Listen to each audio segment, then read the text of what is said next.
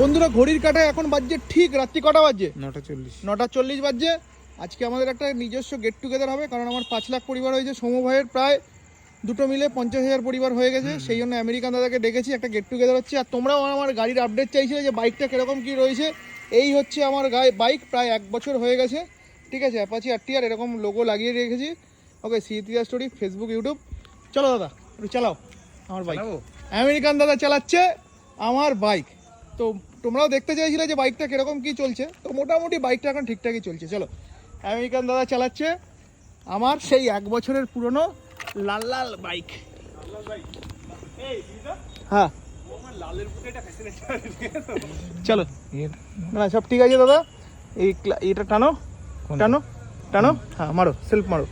নিচ্ছে না তো, তোলো, স্ট্যান্ডটা না তুললে স্টার্ট হবে না।